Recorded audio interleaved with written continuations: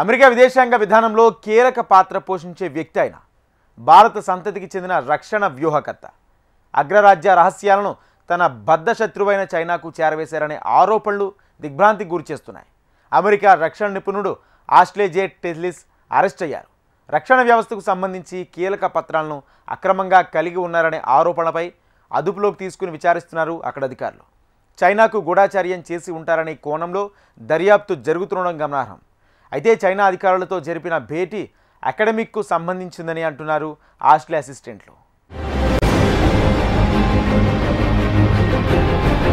America ప్రభుత్వానికి సలహాదారుడిగా పనిచేసిన ప్రముఖ విదేశాంగ విధాన నిపుణుడు, భారత సంతతికి చెందిన రక్షణ వ్యూహకర్త ఆష్లే జే టెల్లిస్ అరెస్ట్ సంచలనం సృష్టిస్తోంది. అమెరికా రక్షణ వ్యవస్థ రహస్యాలకు సంబంధించిన కీలక పత్రాలను అక్రమంగా కలిగి ఉన్నారనే ఆరోపణలపై ఆయన్ని అదుపులోకి తీసుకుని అక్కడి అధికారులు విచారిస్తున్నారు. వర్జీనియా స్టేట్ ఫెయిర్ ఫాక్స్ ప్రాంతంలోని ఒక రెస్టారెంట్లో చైనా అధికారులతో రహస్య సమావేశాలు జరిపినట్లు ఆష్లేపై ఆరోపణలు ఉన్నాయి. 2022తో పాటు 2023 ఏప్రిల్ 11న బీజింగ్ అధికారులతో జరిగిన విందులోనూ పాల్గొన్నట్లుగా తెలిసిందే. ఓ విందు సమయంలో ఆయన చేతిలో మెనీలా కవర్తో వెళ్లినట్లు, కానీ బయటికి వచ్చినప్పుడు అది టెల్లిస్ దగ్గర లేడు. 2 సందర్భాల్లో చైనా అధికారులు టెల్లిస్కు గిఫ్ట్ బ్యాగులు అందజేసినట్టు తేలింది. చైనాకు గూఢచర్యం చేసి ఉంటారనే కోణంలో కేసు నమోదు చేసినట్లు అమెరికా ప్రాసిక్యూటర్లు తెలిపారు. ఈ క్రమంలోనే అక్టోబర్ 12న టెల్లిస్ను అరెస్టు చేసినట్లు స్టేట్ డిపార్ట్మెంట్ పేర్కొంది. యుఎస్ న్యాయవాది లిండ్సే హాలిగన్ ఆష్లేపై ఉన్న ఆరోపణల్ని గురించి వెల్లడించారు. వాటి ప్రకారం 64 ఏళ్ల ఆష్లే టెల్లిస్ 2 దశాబ్దాలుగా అమెరికా ప్రభుత్వంలో సలహాదారుడిగా సేవలందించారు. 2001 నుంచి డిపార్ట్మెంట్ ఆఫ్ వార్లో కాంట్రాక్టర్గా పనిచేశారు. దేశ రక్షణకు సంబంధించిన సమాచారాన్ని చట్టవిరుద్ధంగా కలిగి ఉన్నట్లు ఆరోపణలు నమోదయ్యాయి. ఈ క్రమంలో టెల్లిస్కు సంబంధించిన ఇళ్లలో అధికారులు సోదాలు చేయగా 1000కి పైగా సీక్రెట్, టాప్ సీక్రెట్ అని ఉన్న పత్రాలు దొరికాయి. వాటిని అధికారులు స్వాధీనం చేసుకున్నారు. అలాగే సెప్టెంబర్ 25 రాత్రి వైట్ హౌస్ సమీపంలోని స్టేట్ ఆఫ్ డిపార్ట్మెంట్లోకి ప్రవేశించి అక్కడ పనిచేస్తున్న తన సహా ఉద్యోగి నుంచి వైమానిక దళ సాంకేతికతలకు సంబంధించిన రహస్య పత్రాల ప్రింట్లు తీసుకున్నట్లు ఆరోపించారు.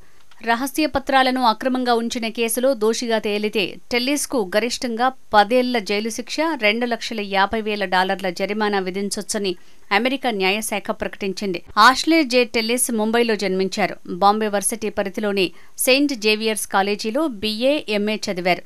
తర్వాత యూనివర్సిటీ ఆఫ్ చికాగోలో PhD పూర్తి చేశారు. అమెరికా పౌరసత్వం స్వీకరించి వాషింగ్టన్లోని అత్యంత ప్రభావవంతమైన వ్యూహకర్తల్లో ఒకరిగా ఎదిగారు. అమెరికాలోని పలు ప్రభుత్వ విభాగాల్లో కీలక పదవుల్లో పనిచేసి విదేశీ విధాన నిపుణుడిగా గుర్తింపు సంపాదించారు. ఆయన ప్రస్తుతం Carnegie endowment for international peace అనే ప్రముఖ థింక్ ట్యాంక్లో Tata chair for strategic affairs హోదాలో సీనియర్ ఫెలోగా పనిచేస్తున్నారు. గతంలో జార్జ్ W. బుష్ హయాంలో జాతీయ భద్రతా మండలిలో ప్రత్యేక సహాయకుడిగా పనిచేయటమే కాకుండా అమెరికా భారత్ చారిత్రాత్మక పౌర అణు ఒప్పందంపై చర్చలు జరిపిన కీలక బృందంలో సభ్యుడిగా ఉన్నారు. రిపబ్లికన్, డెమోక్రటిక్ ప్రభుత్వాల హయాంలో ఆయన సలహాదారుగా వ్యవహరించారు.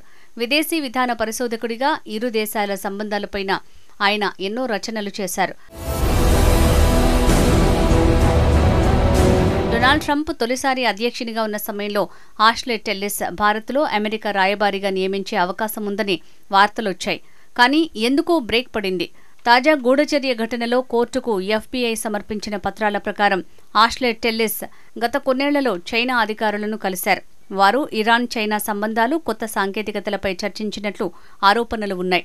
విదేశాంగ శాఖ రక్షణ విభాగం కోసం పనిచేస్తున్న కారణంగా ఆయనకు సెక్యూరిటీ క్లియరెన్స్ ఉంది.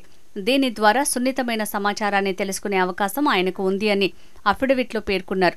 అయితే ఆష్లే చైనా అధికారులతో జరిపిన భేటీ అకాడమిక్కు సంబంధించిందని ఆయన అసిస్టెంట్లు చెప్తున్నారు. ప్రస్తుతానికి గూఢచర్యం ఆరోపణలు ఇప్పటికైతే నిర్ధారణ కాలేదు.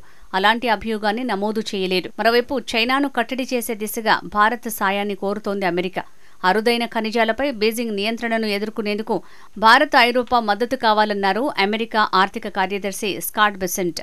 ప్రపంచంలో ఎక్కడా దొరకని అరుదైన ఖనిజాల ఎగుమతిపై ఇటీవల చైనా నియంత్రణలు విధించడం ప్రపంచ ఆర్థిక వ్యవస్థకు ప్రత్యక్ష సవాలేనని అన్నారాయన. ఇది చైనాకు, ప్రపంచ దేశాలకు మధ్య నెలకొన్న పోటీ.